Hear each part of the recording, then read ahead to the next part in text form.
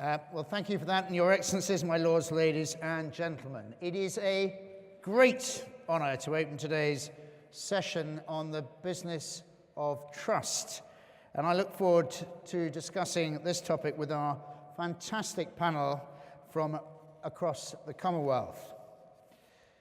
Trust is a subject that matters greatly to me, and I am delighted to have the chance to explain why. And this afternoon, well, we find ourselves in the Guildhall, right at the heart of the City of London, which is home to the UK's world-renowned financial and professional services sector. And here, the language of trust can be found everywhere. We invest in trusts. We regularly solicit advice from trusted professionals, and even the banknotes in our pockets are promises built on trust. I promise to pay the bearer on demand the sum of £5. And it isn't just financial services that rely so heavily upon trust. Our rule of law requires the public to trust judges to exercise their powers as intended by Parliament. In business and trade, trust is critical. The political scientist Francis Fukuyama wrote the following: "One of the most important lessons that we learn from an examination of economic life is that a nation's well-being, as well as its ability to compete, is conditioned by a single persuasive cultural characteristic." And yes, you have guessed it, the level of trust inherent in society. It is, of course, hard to win and extremely easy to lose. Trust arrives on foot and leaves on the galloping horse. So, we should all be concerned that levels of trust in our institutions have dropped significantly in recent years. Since the financial crash of 2008, perhaps the moment when a horse bolted, notwithstanding some great work by our regulators, trust in institutions has been at a record low. And ever since 2008, trust has become now a global issue which no doubt is felt right the way throughout the Commonwealth, reflected by many surprises, all so familiar now. Referenda, election results, the US, Catalonia, and the general global rise of populism. Looking at global trade more broadly, trust and probity is critical, and we all have our own challenges. Corruption and money laundering, but to name two. And with regard to the latter, it is a big issue here in the UK, with over 90 billion of illicit funds being laundered through the UK each year. And while we in the UK are doing more to tackle this, with the Solicitors Regulation Authority imposing disciplinary measures on several firms, and the introduction of a new government watchdog supervising anti-money laundering activities, and indeed a new judicial centre here soon to be built in the city, which will focus on fraud and economic crime, it is a common issue in any large market. Similar figures are found in New York, Hong Kong, Singapore, when it comes to money laundering, corruption, and so on. It is therefore clear that we all must do all we can to tackle these issues, which can severely damage trust and which is so key to underpinning global trade.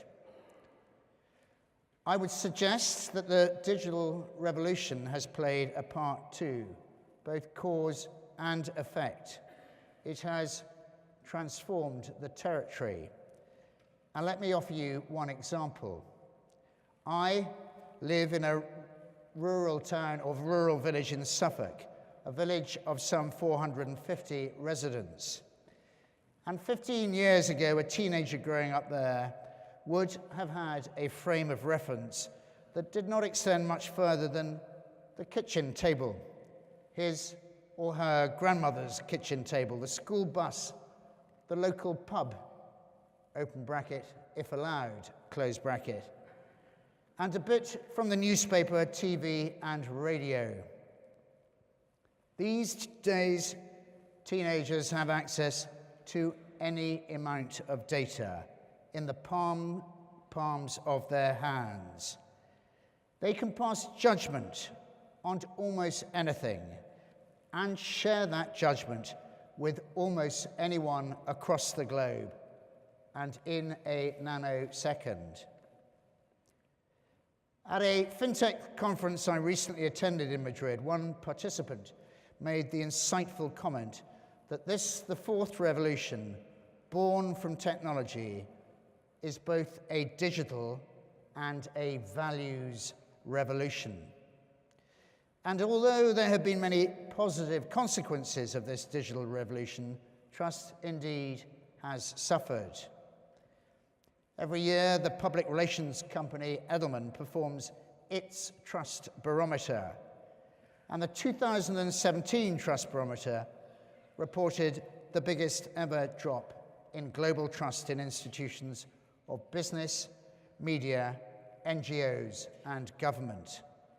And it is affecting institutions around the world, with 16 of 28 surveyed countries distrusting business, according to Alderman's most recent Trust Barometer. Early in the process to become Lord Mayor, I decided that I would place trust at the centre of my mayoral programme. Why? Well, to start with, I'd had the privilege of leading PwC's Building Public Trust programme for the last 6 years, but also because I saw a huge opportunity to be had in responding and championing change. The credibility of CEOs has seen a 7% rise, with nearly 2/3 of the Alderman respondents saying that they want to see CEOs take the lead on policy change rather than waiting for government. And almost 7 in 10 respondents globally say that building trust is now the #1 priority for those CEOs, ahead of delivering quality products and services. This kind of CEO activism, striking the right tone, the tone from the top, is critical, a critical part to this agenda. But we also need to work internally to strengthen investor and consumer confidence for the longer term. We need a sustained commitment to high standards, good governance, and purposeful leadership. This needs to flow from senior leadership throughout institutions, and it needs to be owned, and it needs to be measured. What excites me about exploring this through our panel today is the opportunity to share what works well from different voices right the way across the Commonwealth. Best practice and learning from where things have perhaps gone wrong in the past. So, very quickly, let me share with you what in the city we have done with our own Business of Trust programme. Well, first we convened 2 strands of research. We reviewed the hundreds and hundreds of man-years worked by professional bodies, businesses, and other institutions in the development of professional standards, codes of conduct, and ethics. And secondly, we spoke to the public up and down the country, and we spoke to them about trust. We drew together the public feedback as we did for the Codes of Conduct review, so that we could draw comparisons between the 2 strands of activity and research. And the result? Well, it was very pleasing. Pleasing because the public feedback and the business review reconciled with one another with very, very little amendment. And from there, we were able to create 5 guiding principles of trustworthiness, our civic principles. And they are competence and skills, in short, doing what you do well, integrity, doing the right thing, value to society, having a sense of wider purpose, the interests of others, focusing on the range of other interested stakeholders, and clear communication, communicating clearly, transparently, and honestly. And we are now using the soft power of the Lord Mayoralty and the City Corporation to take forward this agenda, inspiring and supporting the City, the UK's financial and professional services, and all our international partners to make a difference. These principles, well, they are resonating with everybody I speak to, both nationally and internationally, and so much so that we have begun a series of video interviews on the issues raised. And so far, well, I've had the privilege of interviewing many, and amongst those are the London Mayor, Sadiq Khan, Scotland's First Minister, Nicola Sturgeon, the Archbishop of Canterbury, and many, many senior business figures from around the world. And to reflect the breadth of our activity, we've also interviewed the CEO of Australia's National Rugby League, Todd Greenberg, and the All Black legend, Sir John Kirwan. And I would be delighted if you too would complete and return the questionnaire included with a copy of your programme today. Alternatively, you can complete it online by following the link to my Twitter page. It's right at the top of my Twitter page, and the address that you will find that is at City Lord Mayor. I'll say it once more, at City Lord Mayor. But we do know that international standards have a crucial part to play. They provide a framework of commonality that helps us recognise shared purpose and values. They help to build trust and trade between countries, hold us to account so that we can meet stakeholder expectations and enable growth for the benefit of wider society. And today, we have a great opportunity to take the idea of trust even further. Specifically, well, I'm very, very keen to hear from each of the panelists how they think the civic principles and indeed international standards can be used to help. Ladies and gentlemen, this forum, the reasons why we are all here, is about honest trade. The bonds that all Commonwealth countries have here will mean that that flow of trade between our nations will continue.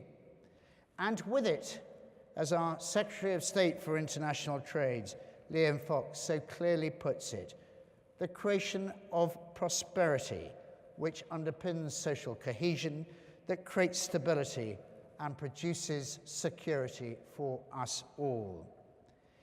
And if trade is the engine for that prosperity, social cohesion, stability, and security, then trust, yes, trust, is the oil that keeps that engine running.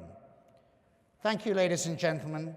We will soon be heading into what I'm sure will be a fascinating discussion on trust, moderated by Her Honour Judge Anuja Dhir. But first, well, I'm delighted to introduce Dr. Scott Steedman, the Director of Standards at the British Standards Institution, who has quite an important announcement to make. Thank you very much.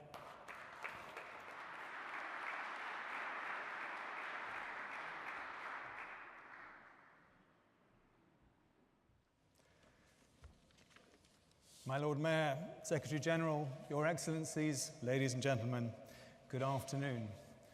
My name is Scott Steedman, and I'm the Director of Standards at BSI, the UK's national standards body.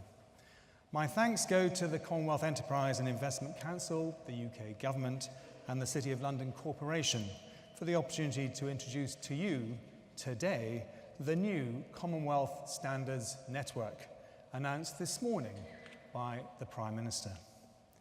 First, I'd like to introduce the National Standards Body. BSI is an independent organisation constituted under a royal charter. We maintain the infrastructure that underpins our national standards under an MOU with the Department for Business, Energy and Industrial Strategy.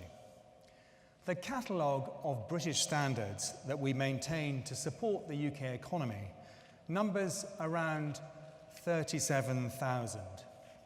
The vast majority of these, some 84%, are international and European. European regional standards are also international standards, of course, either identical or covering additional subjects.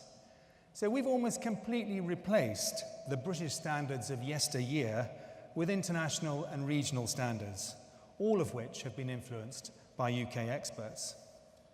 We oversee around 12,000 experts working in 1,200 committees who develop the standards that their industries need worldwide in all sectors and applications, covering everything from anti-bribery, quality, environmental management to big data. As the National Standards Body, BSI represents the UK interests in the international standards organisations, ISO and the IEC. Many of you will be members. We're fully committed to facilitating international standards development, something that I'm passionate about in my role as the ISO Vice President Policy. So our vision, along with many countries around the world, is very simple. One standard used everywhere. So what is a standard? Standards are all about the business of trust.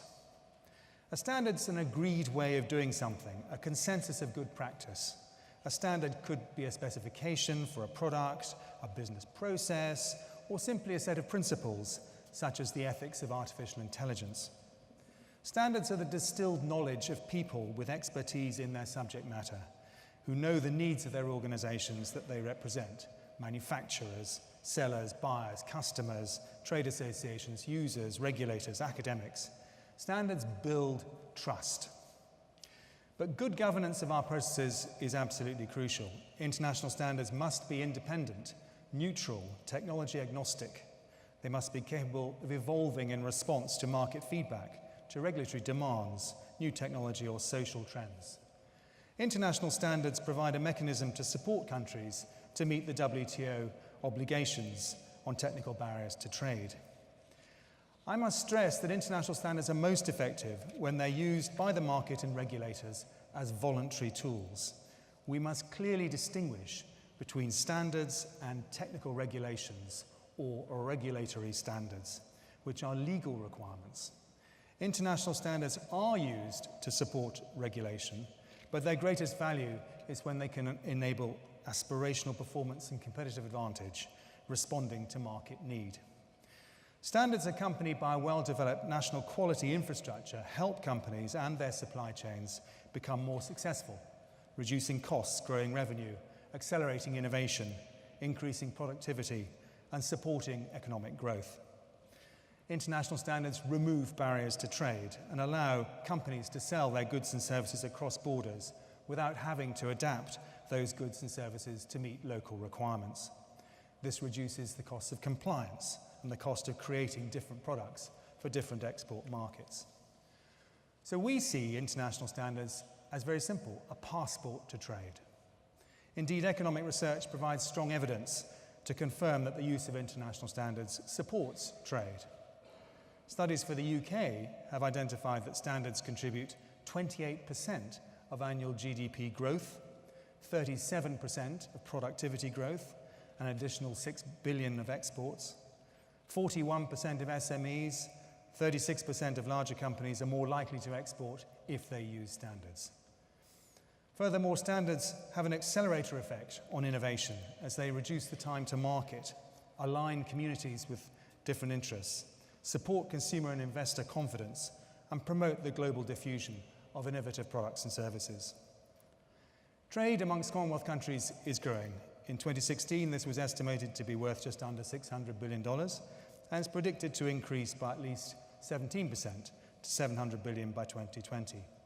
To deliver this added value, we need to tackle non-tariff barriers, improve logistics and trade facilitation, maximize the opportunities that new digital technologies present, and support sustainable development goals.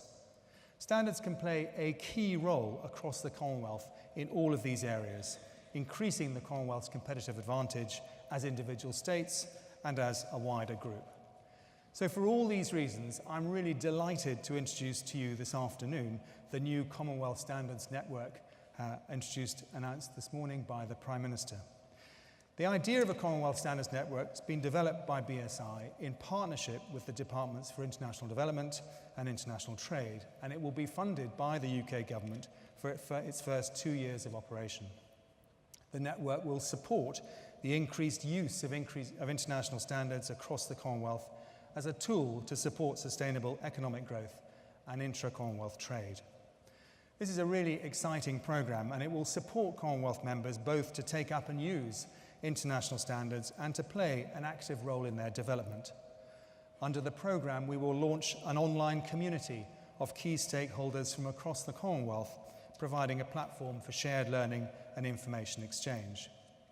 We want to agree a framework of standards that can be adopted and implemented by members, aligned to trade and economic development priorities for each participating nation. We will not be making our own standards, but using existing international standards and the major international standards organizations recognized by the WTO, ISO, IEC, and the ITUT to support their development. The increased use of common standards will facilitate trade within the Commonwealth by allowing countries to sell their products and services without the need for multiple adaptations across different markets. It will also have benefits for the country's abilities to trade with other markets beyond the Commonwealth. We will deliver an outreach programme to support developing economies within the Commonwealth to build their capacity to adopt international standards. We will work with our fellow national standards bodies to share best practice and support development. We will further support outreach programmes to increase the use of standards, raising awareness within local industry of the benefits that international standards can bring, supporting companies across the Commonwealth to access global value and procurement chains. The network will be complemented by the delivery of 3 technical assistance programmes to support the development of national standards bodies and associated quality infrastructure in 3 geographic regions: Oceania, Africa, and the Caribbean. In conclusion, the network will build on our shared ambition and values. The programme will support developing economies to realise a greater growth trajectory, building prosperity by increasing the performance and export potential of the private sector.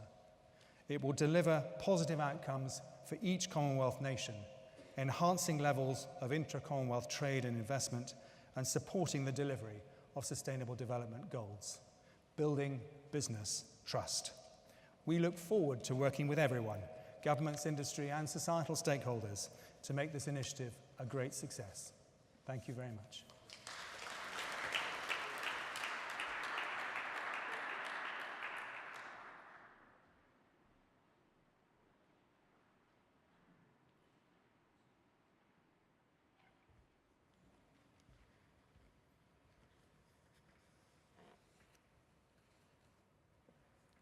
Lord Mayor, Your Excellencies, ladies and gentlemen. Today, this afternoon, we have 5 speakers, each of whom I'm going to ask please to come up and sit on the stage.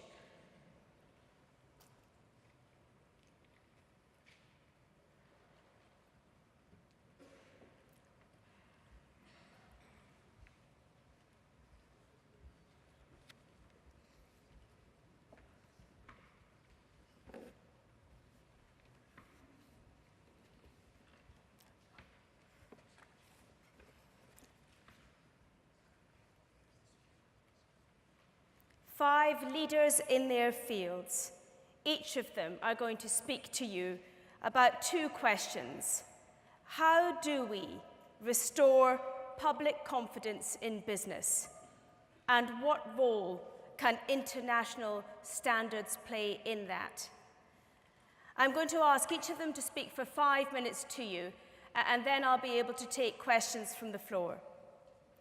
The first speaker is David Landsman, OBE, Chair of the Confederation of Indian Industry Business Forum.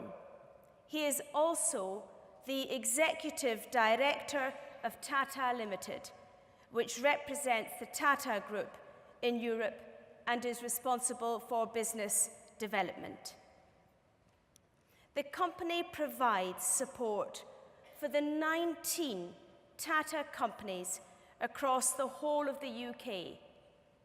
And last month in Scotland, he described Tata as part of the furniture of the UK.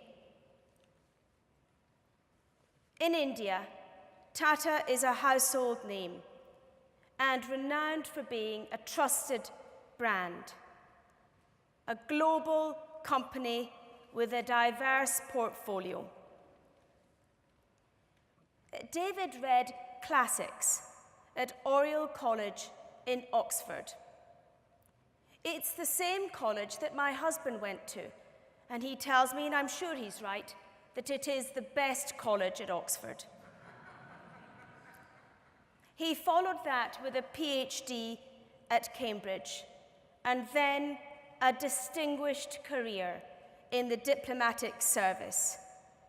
He quickly built up a reputation for being a man who had a real skill at building relationships, and now he brings that skill to business. David. Thank you. Well, the Lord Mayor began by talking about the 5 civic principles, and it seems to me that those principles reflect the fact that trust is made up of 3 components: quality, reliability, and integrity. What you're selling is good quality, it works, and your behavior to the customer, to your employees, to society is correct. Now, one of the themes of this summit is how trade and how business brings prosperity, alleviates poverty. We know business is a good thing. And business to flourish wants certainty and wants support. And the best way, it seems to me, to achieve that certainty and support is to show that you have public consent and to reflect accountability, not a sense of entitlement. You need to be at one with the expectations that society has of business. And a quotation came to mind: in a free enterprise, the community is not just another stakeholder, but the very purpose of business. Now, where did I find that? Did I find that in the Commonwealth Business Summit program written by somebody a couple of weeks ago because they thought it was very topical? No, it was said by Jamsetji Tata, the founder of the Tata Group, which is 150 years old this year. So sometime in the second half of the 19th century in India, he said that, the very purpose of business. So how do you apply that in daily business life? Well, it seems to me that there's a kind of hierarchy of needs here. You start with the idea that what you're selling should be safe. Then let's say it's food, it wants to be safe. Then you want it to be healthy. Then you want the whole business environment around what you're selling, whether it's food or it's a car or it's a professional service. You want that to be ethical. You want people to be able to trust that you are treating them properly. So the basic trust in quality, followed by broader expectations of integrity which society is entitled to. Now, the Lord Mayor also mentioned his village in rural England. It seems to me that we are going full circle back to that village. When we all lived in small villages, we knew everybody, we knew the people selling things to us, we knew not only where they got their materials from, but how they were treating their employees, how they were treating their families, how they were behaving. They needed our trust because we were always there, they were always there. Then we went through a period of industrialization, degree of anonymity. It was perhaps easier for that close relationship and the bonds of trust to be lost. Now, with communication as it is across the world, across the whole Commonwealth, social media, we're beginning again to be in the real global village. You can't get away with very much. You have to have trust. You can't expect people to take your behavior on trust unless you earn that trust and you show accountability. So how do you generate that trust? Well, first of all, it has to be how you treat people at ground level, how you treat your customers, how you treat your employees, the value chain, your suppliers. Do you put too much pressure on your suppliers? That's an issue too. How you treat the environment and how you treat the broader society. But there's another dimension to this as well, because in many areas, especially as things become more complicated, business is an expert, business is an authority, and business has to behave with integrity. We're living in an age where experts are increasingly questioned. And actually, some of that questioning seems to me to be quite reasonable, because expertise can't just be about what you've learned and how many things you know.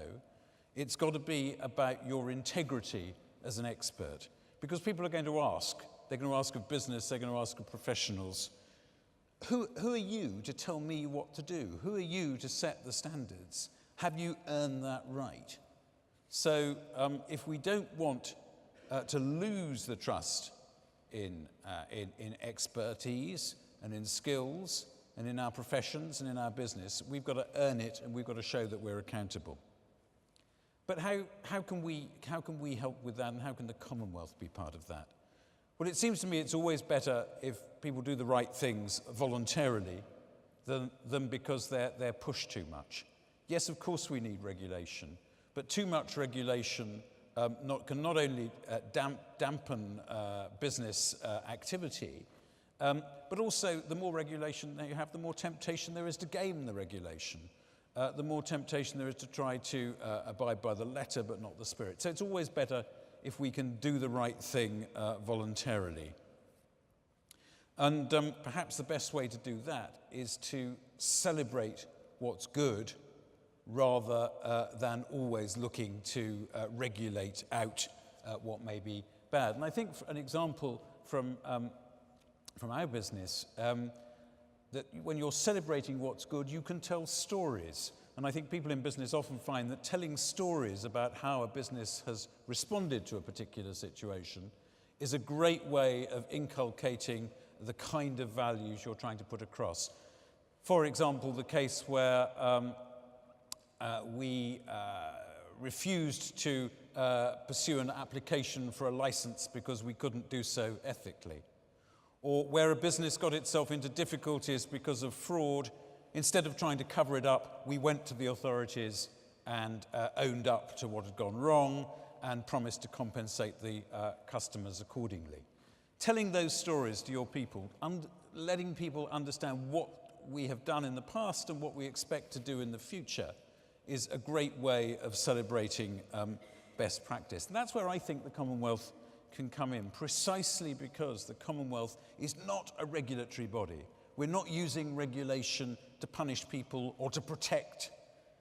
We're a community and a family of values. So if you can put the values and the integrity without the detail of the regulation, just back to those principles, then we can come up with a framework to celebrate what's good practice in one Commonwealth country or another, and so that we can go and trade from one to another with that badge of good practice and good stories to tell and to bolster our values of quality, reliability and integrity. Thank you. Thank you. David, thank you very much. Our next speaker.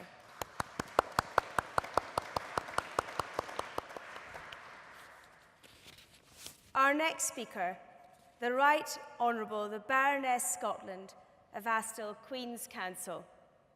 the Commonwealth Secretary General, and the first woman to hold that position.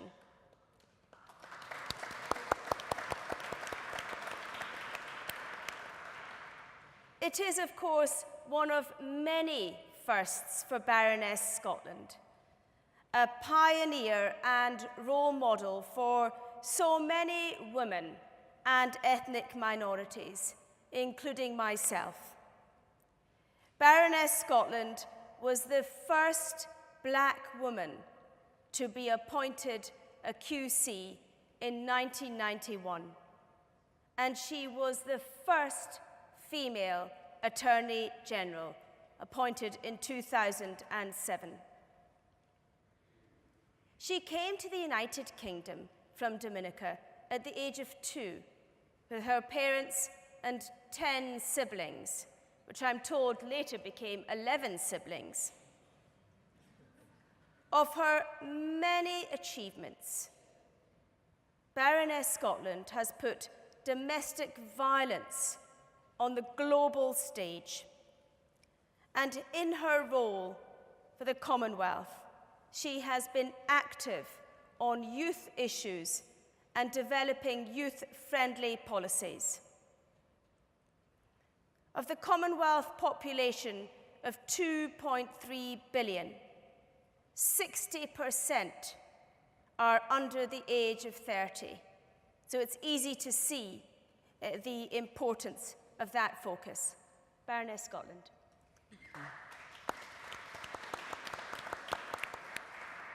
Well, Lord Mayor, can I say how truly delighted I am to be able to speak on the issue of integrity from the Commonwealth Secretariat's point of view. We have a huge heritage as a Commonwealth family of that 2.4 billion. We come from 6 different regions, and we encompass countries from the smallest with only 11,000 people to the largest with 1.2 billion, and all the different variations in between. But we are joined by a common language, common law, common democratic processes, and common values.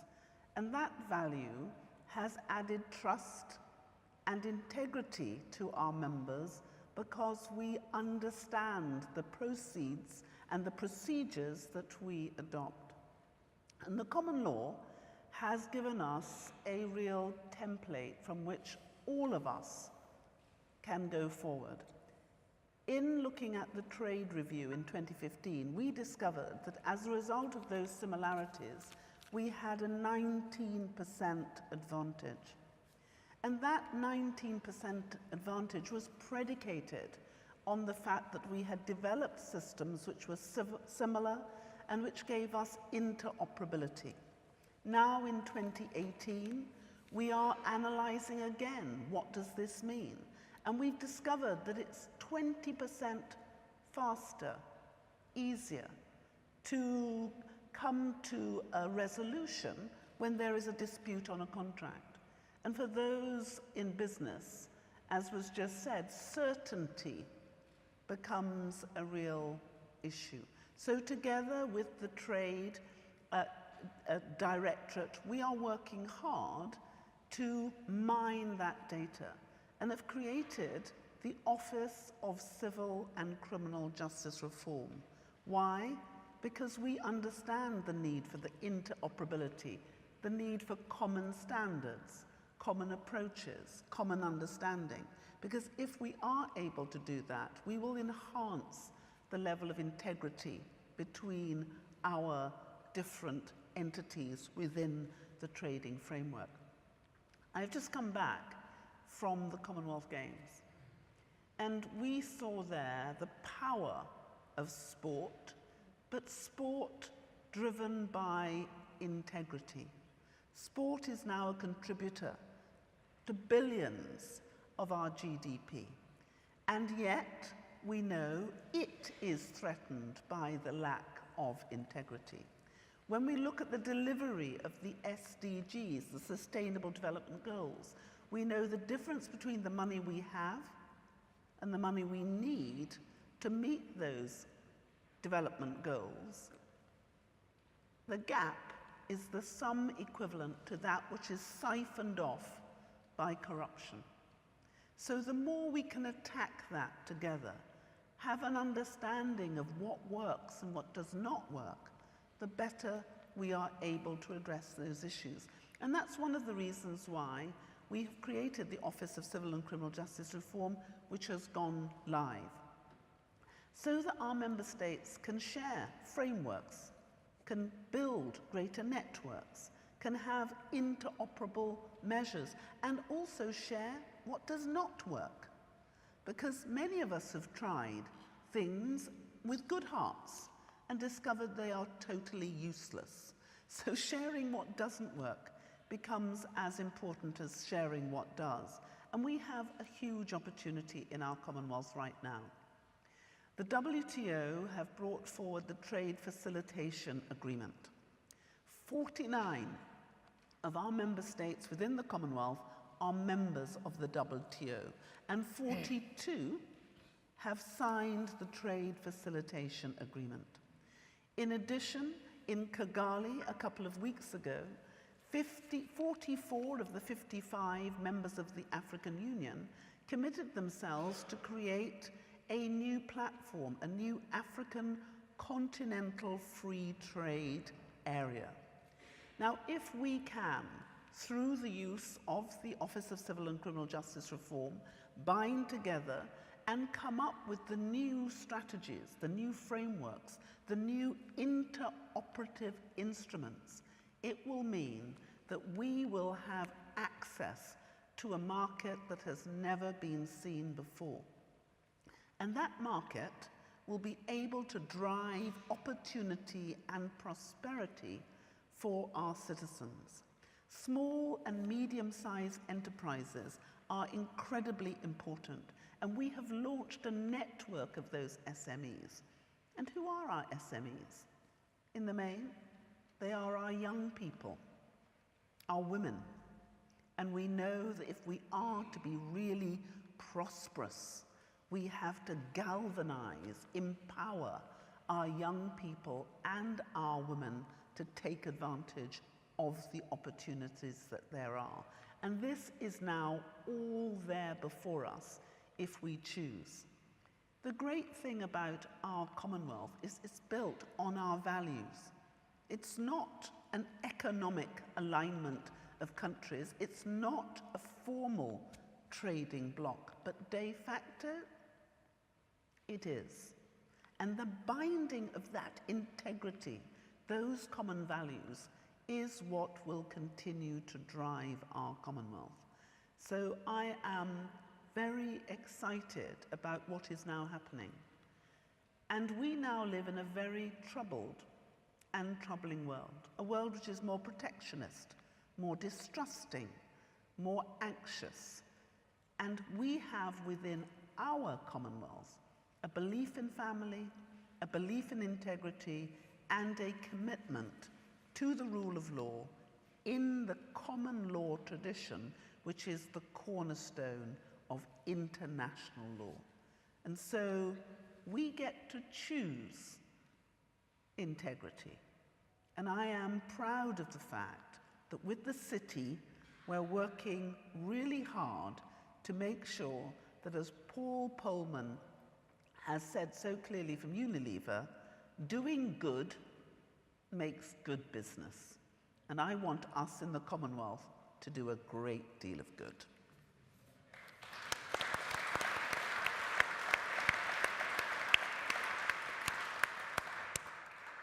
Thank you, Baroness Scotland. Our next speaker is Ajay Piramal, Chairman of Piramal Group and Shriman Group, a global business conglomerate with interests in pharma, finance, real estate, information services, glass, and packaging. The company has a presence in more than 30 countries worldwide, including the UK, and products are sold in over 100 markets. Such has been his success that he has been recognized by numerous awards and honors. Just last month in New York, and for the 6th consecutive year, Pharma Solutions was the winner at the CMO Leadership Awards. The company website describes Piramal Group as a business with purpose, rooted in values, driven by passion. Its motto, doing well and doing good. Ajay Piramal is one of India's leading industrialists, philanthropists, and social entrepreneurs.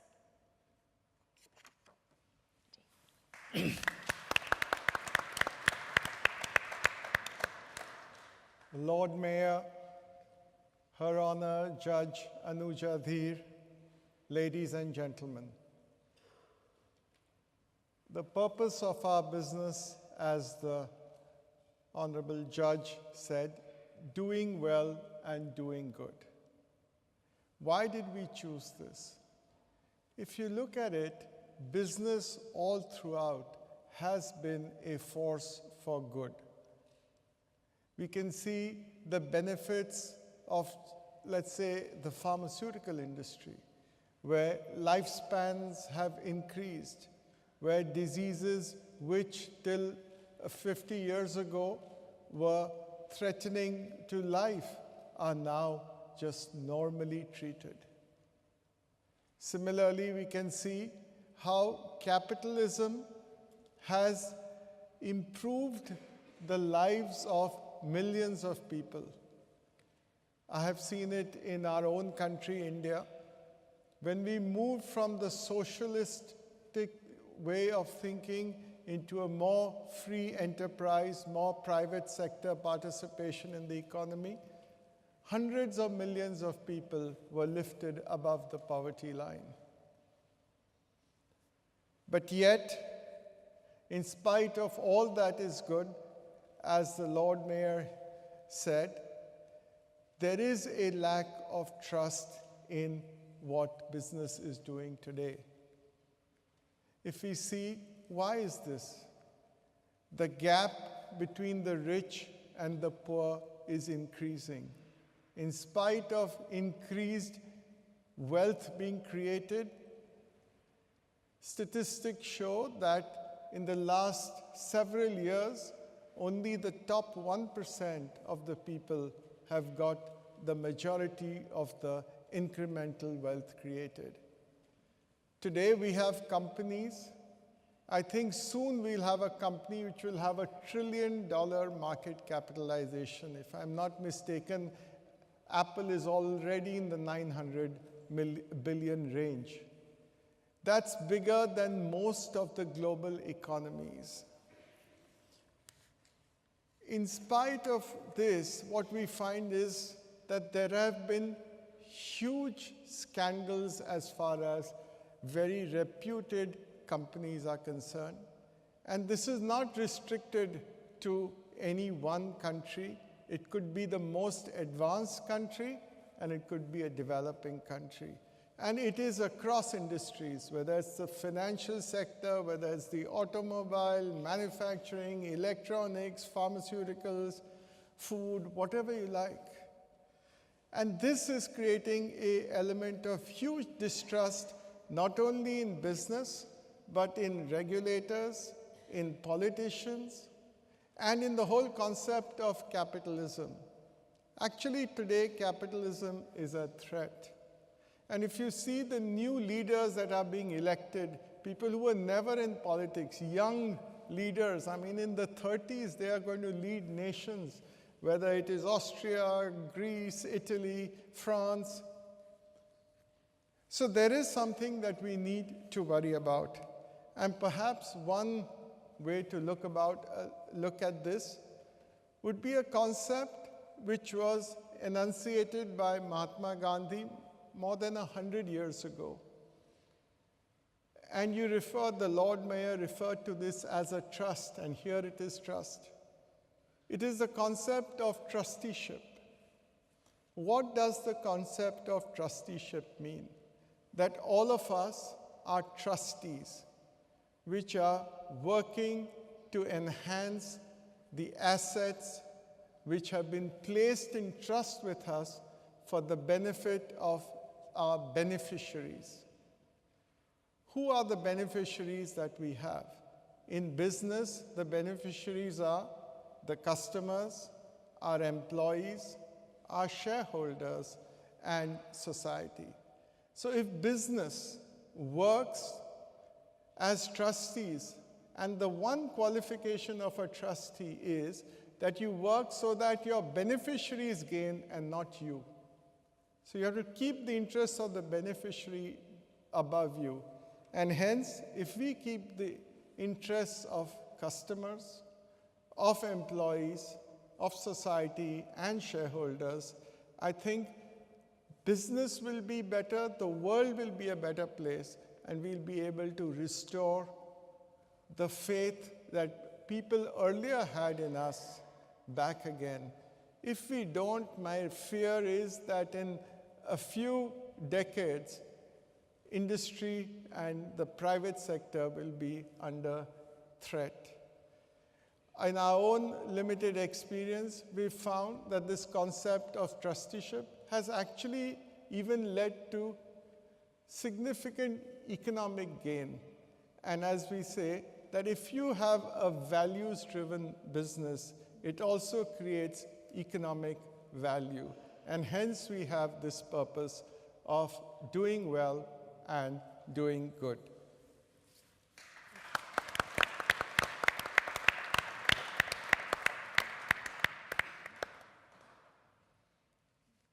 Our fourth speaker is Nicole Bigby, Director of Risk at Berwin, Leighton, Paisner, a lawyer who is qualified in the UK and also in Australia.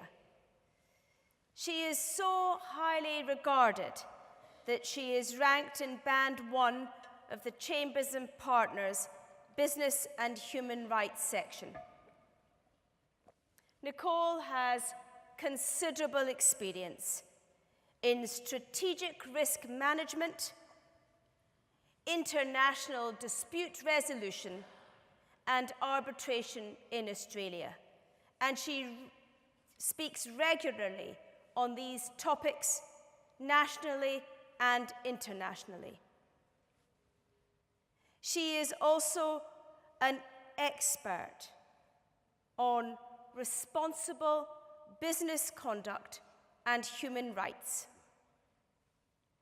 Nicole is a member of the International Bar Association Working Group on Business and Human Rights and a former special advisor to the United Nations Global Compact on Corporate Responsibility and Business and Human Rights.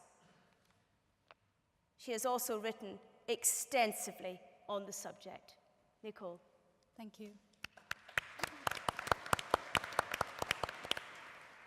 Lord Mayor, Madam Chair, I'm also exceedingly grateful for the opportunity to be here this afternoon, and also for the heavy lifting my fellow panelists have done before me. I perhaps sit in the enviable fourth spot, but not the end of the relay, so we'll see what comes after me to bring it home. I'm also exceedingly grateful to Mr. Piramal, who I think perhaps has framed what I want to talk about very nicely, which is how do we restore public confidence? And I think first and foremost, to my mind, that is by recognizing we are at a moment of change. That there is a lag between business accountability and public expectation and society's expectation of what is responsible business conduct. And in an area that I do a lot of work in, exceeding and understanding what acting with a responsibility to respect human rights means in the course of their operations and their business relationships. I have certainly seen over the last 6 years working in this area after the publication of a huge amount of work that was done by the United Nations Special Representative, Professor John Ruggie of the Harvard School, of a framework which has helped business identify what it means to respect human rights and act in a responsible manner. So in that regard, it is a voluntary set of principles, and I want to talk a little bit about that and use that perhaps as a case study or a way to explain how we've seen responsible and voluntary principles move and develop accountability for business. I think it was slightly depressing when I read the Edelman report and noticed a trend over the last 5 years that we had crisis of leadership, business to lead the debate for change, trust is essential for innovation, growing inequality of trust, and trust in crisis. So I thought, all right, then I'll just put that report down. It's too depressing to read it any further. But I think it gave me my jumping off point, which is we need to recognize how much needs to change, because we do have the experience and the evidence that there is a disconnect between perhaps the work and the experience that is undertaken or the performance of leading business and what now needs to become mainstream business practice, which is accepting that there is a relationship between trust, which is forward-looking, and reputation, which perhaps is the product of that and backward-looking, and how business operates, and the experience of a much broader group of its stakeholders. Certainly, we have seen in the area of responsible business conduct, the OECD lead for nearly 40 years in developing its voluntary guidelines for multinational enterprises on responsible business conduct. We now have the UN Guiding Principles on Business and Human Rights, which articulate a three-pillar framework which indicates that the state clearly has a responsibility to respect human rights, but there is a recognition as a result of the social license to operate on the part of business that it also has an obligation and a responsibility to act responsibly and respect human rights in the way that it does business. And that, to my mind, is an explicit recognition of the trust that underpins a business's responsibility to a much broader group of stakeholders, that a business doesn't operate in the bubble of just a shareholder binary relationship, but a business creates value based upon the value of a much broader set of relationships. We're also now starting to see that accountability is being brought home to business, irrespective of formal legal responsibility. And we're now starting to see a framework and an ecosystem being built in the area of responsible business conduct and business and human rights, which is made up of regulation, voluntary standards. Quite often these voluntary standards lead the development of the law. We have the benefit across the Commonwealth and in a common law environment of businesses integrating voluntary standards into their contractual arrangements to govern their own businesses.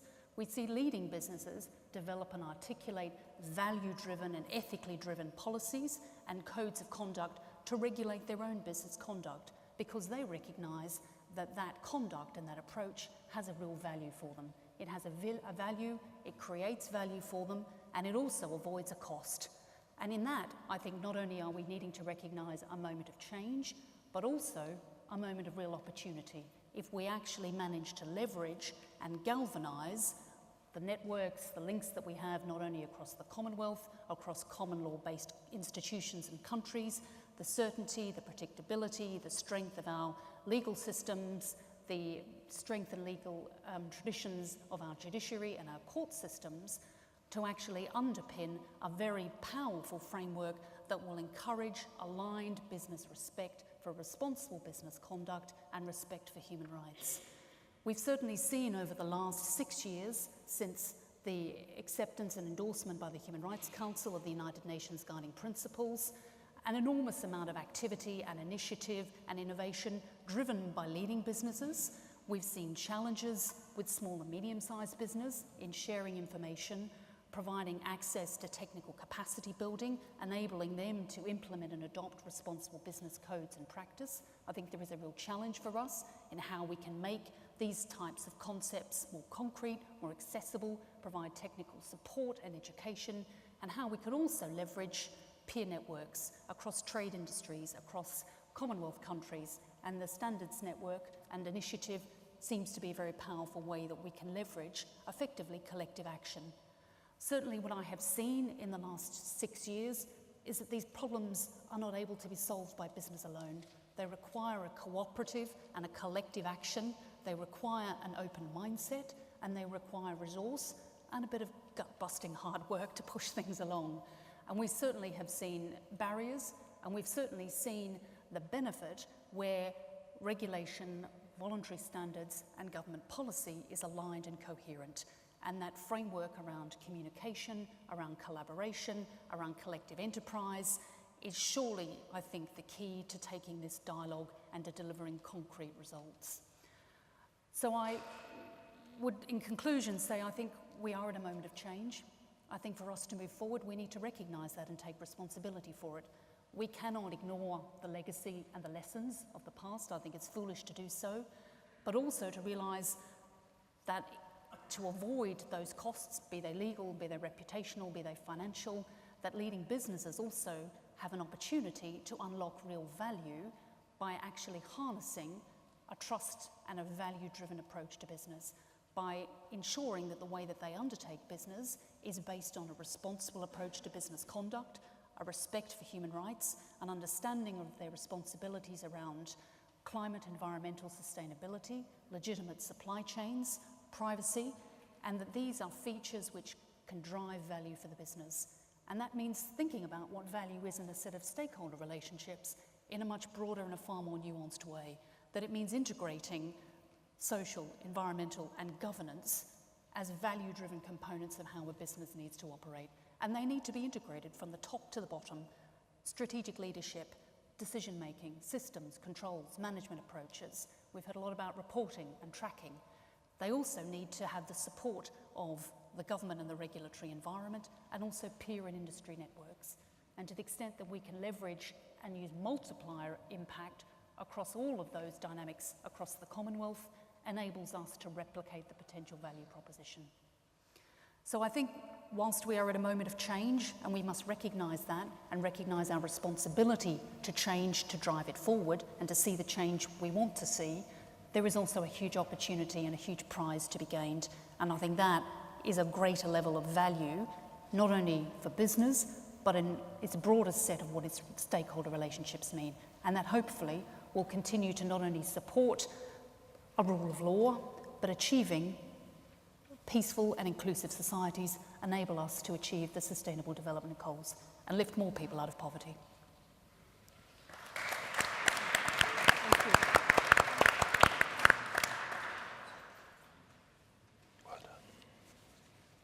Last but certainly not least, Paul Drechsler, CBE, President of the Confederation of British Industry. He is chairman of Bigby Line Group, a company whose roots are in shipping and are based in Liverpool. He's chairman of the board of a charity, Teach First, a charity that believes that teachers do more than teach. They open minds and they help change lives. Paul is also a board member of the International Chambers of Commerce. He is Chancellor of Teesside University and on the Global Advisory Board of Trinity College, Dublin, the university he attended. It won't come as any surprise to you to hear that he has won many awards for outstanding leadership. And as if that's not enough, he also found time this morning to tweet about the events that were happening at the Guildhall. Paul. Thank you, Lord Mayor, Your Honour, distinguished guests. I'm thrilled to be here this afternoon. I'm going to start on the premise that there are millions of reasons to be proud about what we do as business leaders. I think there are millions of reasons why we should be trusted, but I'll come back in a moment to perhaps what more we need to do. I do think it's worth reflecting on the fact that business is and has been a tremendous force for society in the UK and globally. Since 2000, global life expectancy has increased by 5 years. 300,000 people every day gain access to electricity. 250,000 people every day are lifted out of poverty. Those are achievements that businesses are doing together with government, society, and local communities. In the UK, 3/4 of all tax revenues comes from the efforts of the private sector, over £205 billion, more than we spend on education and health combined. 83% of all the people who are employed in the UK come from the private sector, 27 million people. So I think there are millions of reasons to be proud and enthusiastic about what we do in business. But I am concerned that that's not what everybody else thinks.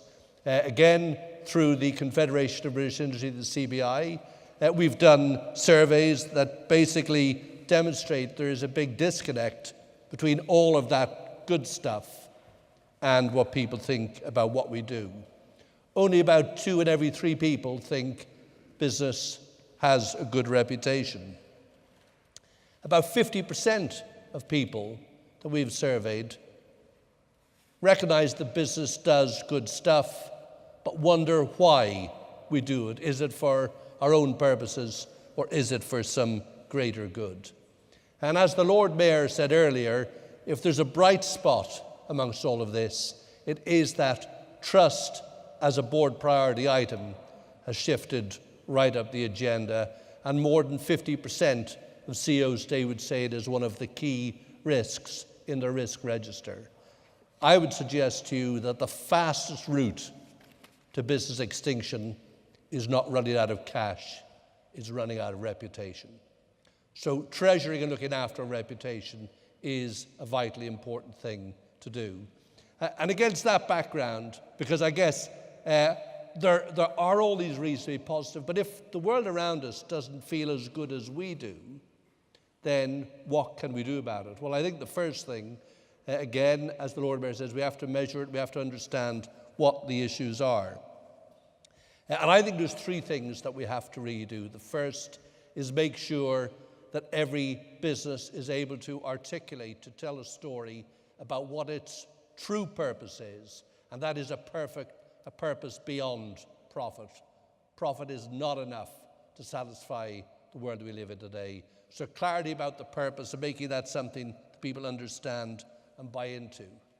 The second, and probably the most vital ingredient, is not the words on the poster or the words in the annual report, but how we behave as leaders. In our role as leaders, we're on stage every day. We're highly visible. In fact, with today's social media, we're instantly visible to people around the world. So the way we behave, the way we act, is a key determinant of the degree to which we are trusted. And then the third area in that behavior, I think there are 3 things today that are particularly important. The first is how we treat people. And if people are treated well, it has a profound impact on how they feel about business and the organization. The second is about being transparent about tax. More important today at a time when transparency is the issue. Transparency about tax is really important.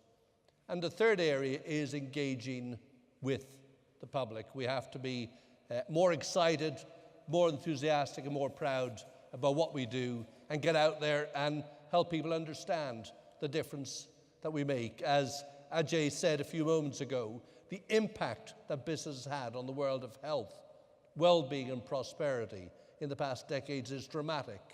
But if we're not given credit for that, credit not just for the product, but the profound impact on society, what a waste in effort. I wanted just to finish today with 2 stories. This is a gathering of friends from the Commonwealth, and I wanted to give you 2, what I think are just 2 examples. As was mentioned, I chair a charity, and I know that charity would not exist without tremendous support from the world of business. So let me take Macquarie, a great Australian company whose foundation was set up in 1985 to invest in local communities. To date, they've invested over 300 million Aus dollars in local community projects globally. Last year, the company helped 1,300 not-for-profit organisations, and their employees invested over 50,000 hours in volunteering in Commonwealth countries such as India, South Africa, Canada, and of course Australia. Macquarie are active here in the UK, and in Islington they've been very active with the Big Alliance, where they've been galvanising businesses across the borough to help residents and voluntary organisations tackle poverty and inequality. And in Islington, over 200 not-for-profit organisations have benefited from that. They've got a mentoring works programme, benefited 700 students in 12 schools and local colleges, and together they've leveraged over £400,000 in financial support. That is just one example. If I was allowed to talk about every example that I know going on in the UK, you would be here until the next Commonwealth Summit. There are fantastic stories right across the world about the huge differences that businesses are making in their local communities, and ultimately that's where our license to operate comes from. And I want to finish with my favourite Canadian aerospace company, Bombardier in Belfast, who've actually got more than 100 of their staff, from senior management to apprentices, working in schools with children, inspiring them about the importance of science, technology, engineering and maths. And if we want to create great opportunities for the next generation, surely giving them the education and the skills to seize those opportunities is the most important thing that we can do. So I would say, in all of this, a million reasons to be proud, and particularly think about all the things that we can do to make a big difference in the field of education, and then we will get the trust that we deserve. Thank you very much.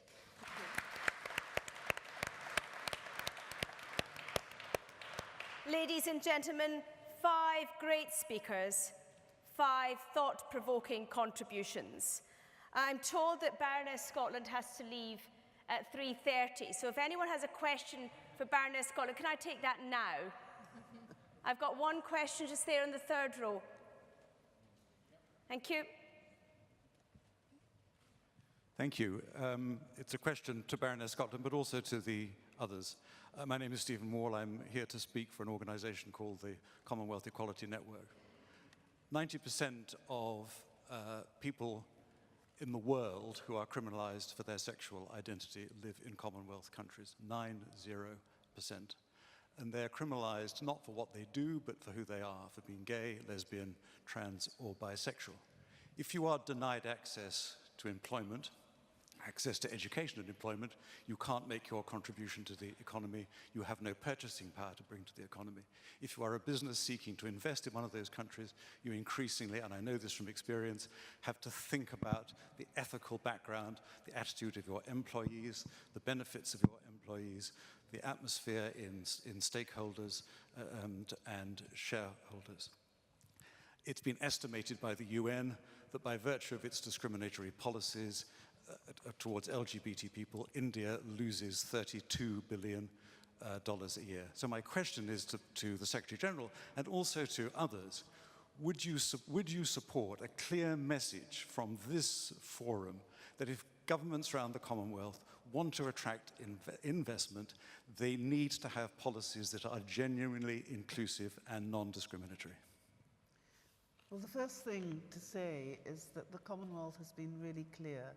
It's in the Charter that we believe and are bullish about the equality of all citizens. And it's true, too, that the economic case for inclusion is also absolutely clear now because there is empirical data which supports it. So if we want to have truly vibrant economic well-being established in all our countries, then equality is something which has and should be promoted. But I think it's also important for us to accept and understand the consequences of independent sovereignty.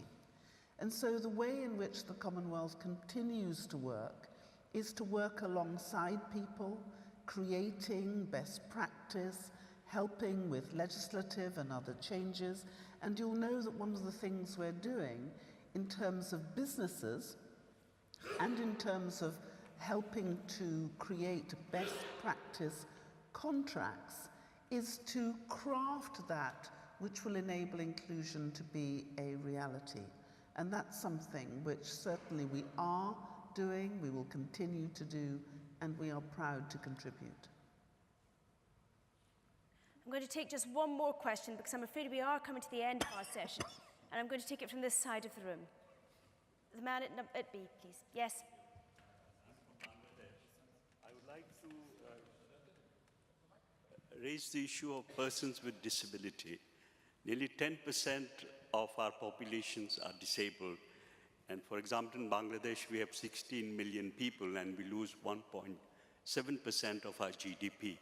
So can we get a statement from this summit that we give a special focus, we're giving focus on women and youth, I think very importantly, persons with disability. If the business community commits to 1% inclusion in the workforce every year, by 2030, we would have reached the SDG goals. I would like a response, Secretary General. Thank you.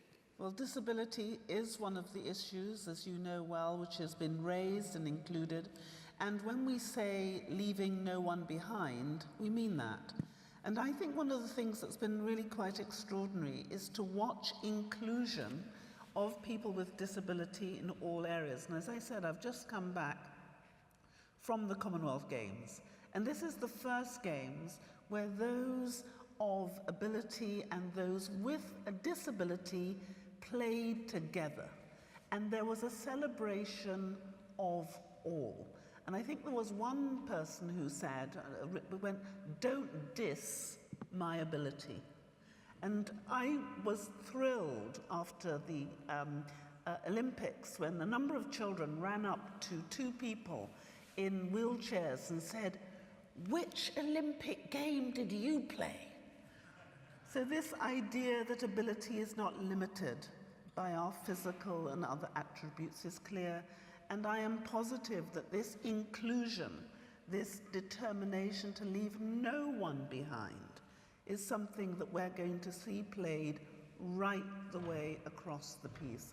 But I do think it takes all of us. It's not enough for someone to say someone should do that. It starts with us. It starts with each of us saying to each other, what am I going to do to make inclusion a reality for the people of our Commonwealth, all 2.4 billion of them. And that's how we're going to make a change.